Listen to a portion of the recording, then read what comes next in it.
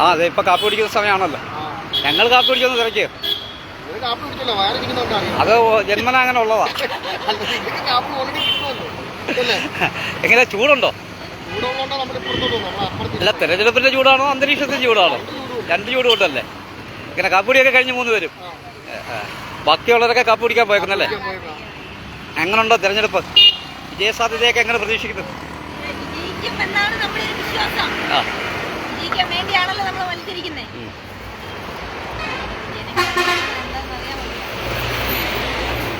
ഞാൻ അപ്പുറത്ത് ചോദിച്ചൊരു ചോദ്യം ഇപ്പുറത്തൂടെ ചോദിക്കാം.